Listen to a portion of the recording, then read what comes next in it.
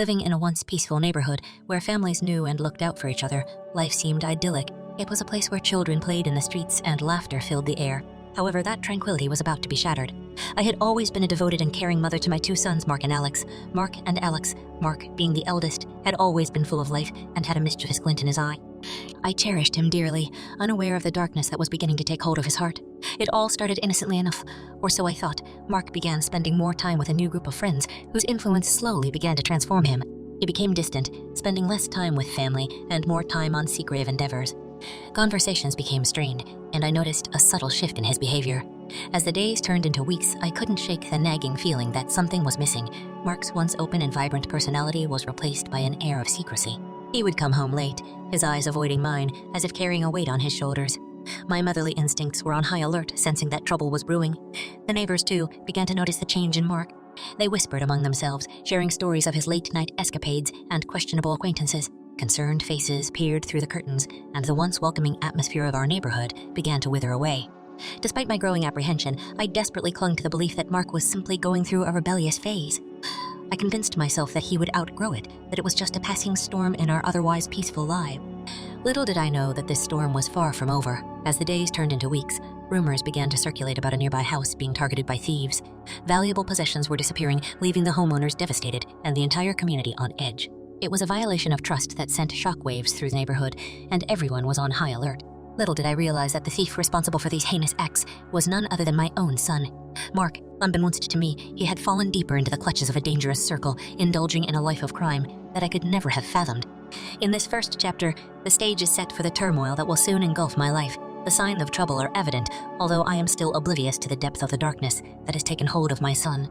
The once harmonious neighborhood is now marred by suspicion, and unknown to me, the blame will soon fall upon my shoulders, threatening to tear our family apart and send me on a treacherous journey toward vindication. As the days turned into weeks, the signs of trouble surrounding my eldest son, Mark, became harder to ignore.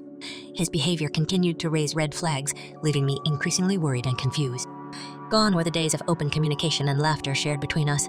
Mark grew distant, shutting himself off from the family. He spent less time at home, preferring the company of his newfound friends and mysterious acquaintances. Late nights became the norm, and the tension within our household began to mount. I would catch glimpses of whispered conversations between Mark and his friends, huddled in corners or lingering on street corners. Their demeanor was secretive, guarded, as if they were plotting something beyond my understanding. It was an unsettling sight, one that left a knot in the pit of my stomach. The changes in Mark's appearance were also impossible to ignore. Once neat and well-groomed, he started neglecting his appearance. His clothes became disheveled, his hair unkempt. It was as if he had adopted an entirely different persona, one that I struggled to understand. When I attempted to broach the subject with Mark, he brushed off my concerns with nonchalant dismissals. He grew defensive, evading my questions and becoming increasingly closed off. Any attempt to delve into his secretive world was met with hostility or silence. As a mother, I was torn between wanting to protect my son and desperately seeking answers. I longed to understand what had led him down this treacherous path, but the walls he had built around himself seemed impenetrable. The once unbreakable bond between us now felt fragile, hanging by a thread. Outside the confines of our home, the neighborhood had taken notice of Mark's transformation. Whispers floated through the air as concerned neighbors exchanged stories and expressed their worries. The sense of community that once thrived began to erode, replaced by a cloud of unease and suspicion. I confided in a few trusted friends within the neighborhood, seeking solace and advice. They too had noticed the changes in Mark and urged me to intervene before it was too late. Their concern mirrored my own, reflecting the growing apprehension we all shared. Every night, as I lay awake in bed, my mind was filled with questions. What had caused this sudden change in my son? Was it peer pressure? Or was there something deeper, something I had failed to see? I blamed myself, wondering if I had somehow failed as a mother, allowing these circumstances to take hold. Little did I know, these signs of trouble were merely the precursor to a far more sinister act that would soon rock our neighborhood. The robbery that unfolded in the following chapter would reveal the true extent of the darkness that had consumed my son, plunging our lives into chaos and setting the stage for the harrowing journey that lay ahead. The tranquility of our neighborhood was shattered when news of a robbery spread like wildfire. The house of one of our neighbors had fallen victim to a brazen act of thievery, leaving the community reeling in disbelief. Whispers and hushed conversations filled the air as details of the crime began to surface. The targeted house belonged to the Jenkins family, a kind and respected couple who had been living in our neighborhood for years. Their home was known for its warmth and hospitality, always open to friends and neighbors. The Jenkins family had left for a weekend getaway, unaware of the impending tragedy that awaited their return. Upon their arrival, they were met with a scene of utter devastation. The front door stood ajar, signs of forced entry evident, and the interior was in disarray. It was clear that someone had ransacked the house, searching for valuables. The shockwaves of the burglary reverberated through our community. Neighbors rallied together, offering their support and assistance to the Jenkins family. The violated sense of security was palpable, and fear began to cast its dark shadow over the once harmonious streets. As news of the robbery spread, suspicions and conjectures ran rampant. The unsettling realization dawned on me that the thief responsible for this heinous act might be closer than anyone had imagined. But never, in my wildest nightmares, did I fathom that it could be my own flesh and blood. Unbeknownst to me, my eldest son Mark had succumbed to the allure of criminality. He'd taken advantage of Jenkins' absence and orchestrated the burglary himself. The depths to which he had fallen were unimaginable. A stark contrast to the vibrant and mischievous child he had once been. The weight of the situation was heavy on my heart.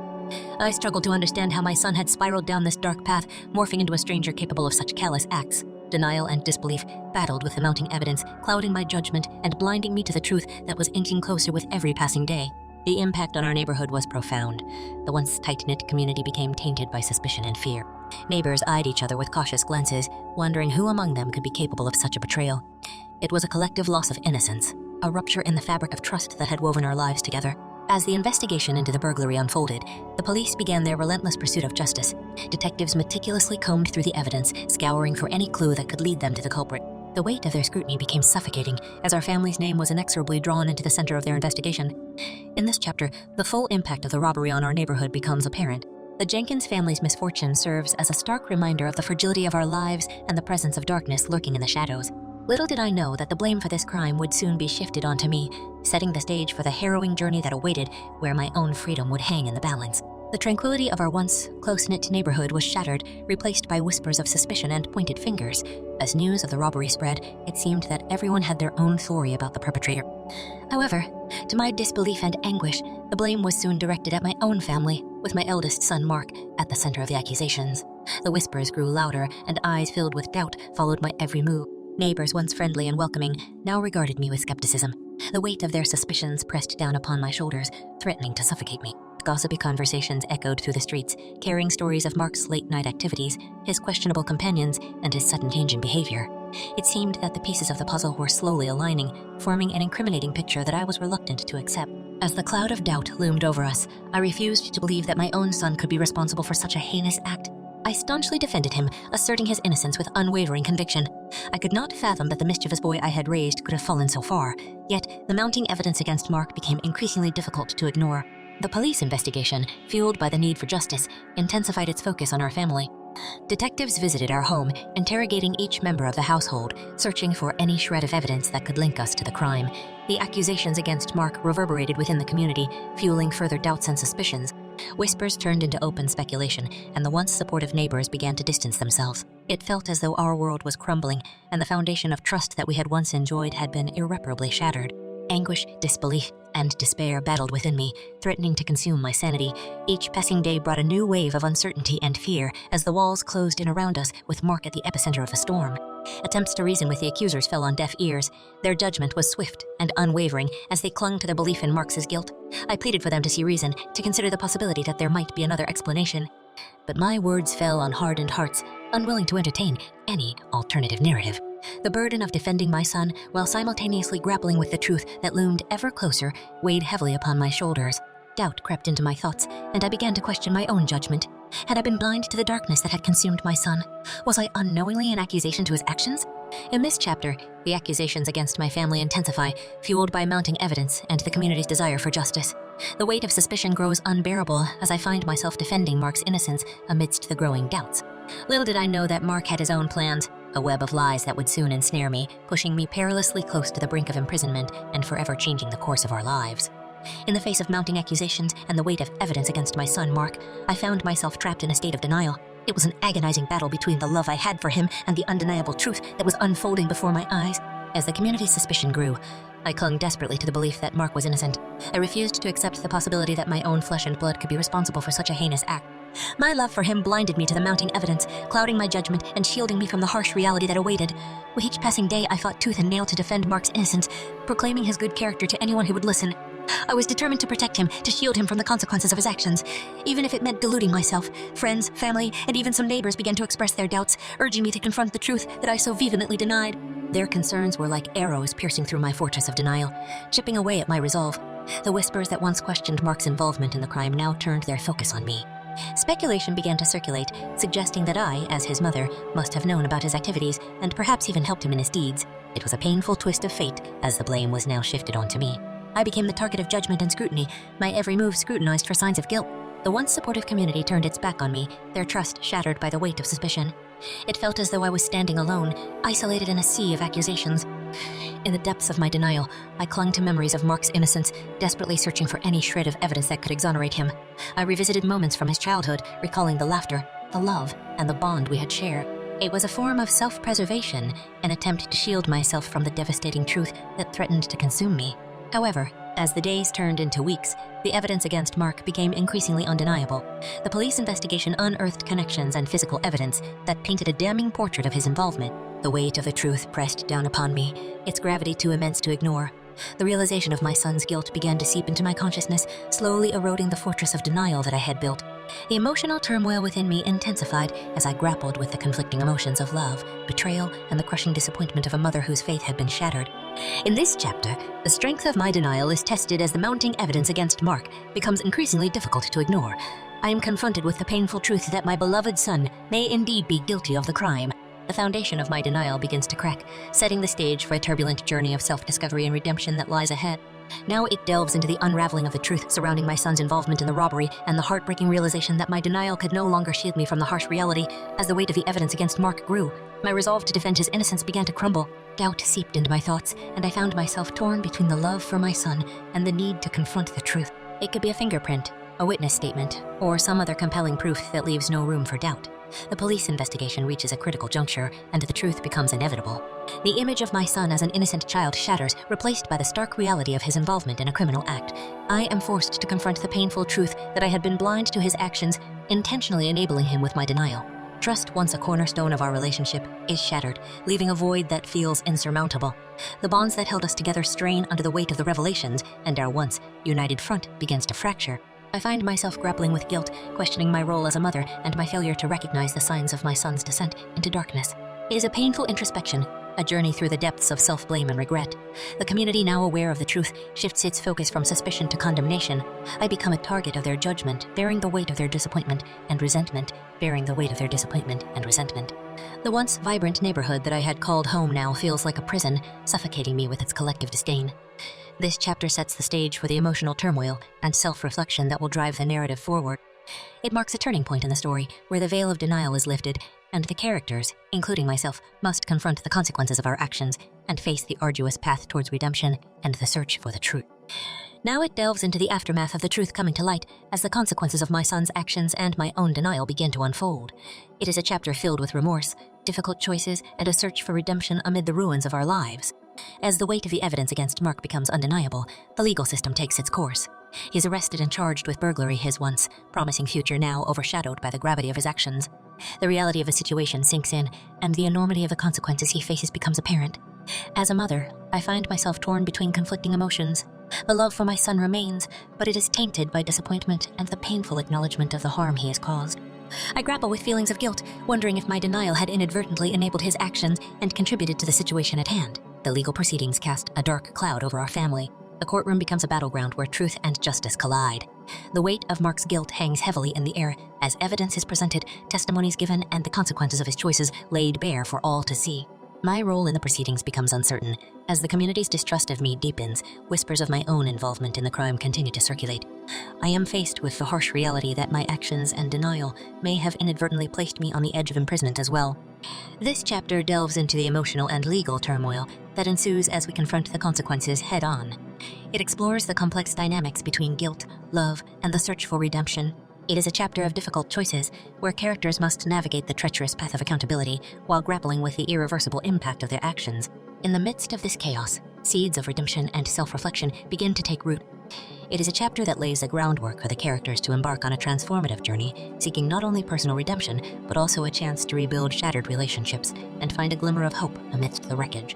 This chapter sets the stage for the challenging road ahead, where the characters must confront their past mistakes, face the consequences of their actions, and ultimately strive to find a path towards forgiveness and healing. Now, the focus shifts towards the quest for redemption as the characters grapple with the aftermath of the trial and the profound impact of their actions. It is a chapter filled with introspection, self-discovery, and a glimmer of hope amidst the darkness. With Mark's guilt established in the courtroom, the weight of his actions and the consequences he now faces become ever more apparent. As he begins his sentence, he is forced to confront the reality of the harm he has caused and the need to take responsibility for his choices. Meanwhile, I find myself consumed by guilt and remorse for my own role in the situation. The weight of my denial and the consequences it had on my family and the community weigh heavily on my conscience.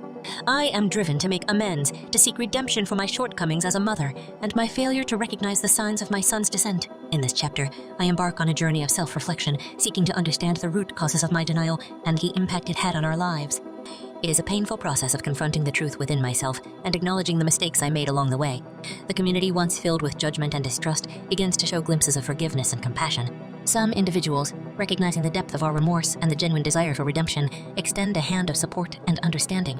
It is through these gestures of kindness that the characters find a glimmer of hope, a possibility for healing and rebuilding what was shattered. As the chapter progresses, the characters begin to take steps towards redemption. Mark, within the confines of his sentence, seeks to make amends by participating in rehabilitation programs, reflecting on his actions, and learning to navigate a path towards personal growth and change. For me, redemption comes in the form of self-forgiveness and an unwavering commitment to repairing the broken relationships within our family and the community. I reach out to those affected by our actions, offering sincere apologies and a willingness to make reparations. Now it serves as a turning point in the narrative, where the characters confront their past mistakes, embrace the need for redemption, and embark on a journey of personal growth and healing. It highlights the resilience of the human spirit and the transformative power of self-reflection, forgiveness, and the pursuit of a better tomorrow. Now, it focuses on the theme of rebuilding bridges as the characters strive to mend fractured relationships and find a sense of healing and redemption. It is a chapter filled with introspection, forgiveness, and the arduous process of rebuilding trust. With Mark serving his sentence, our family is left to grapple with the aftermath of the trial and the profound impact it has had on our lives. We are burdened by a sense of loss, a fractured sense of identity, and a deep yearning to restore what has been broken.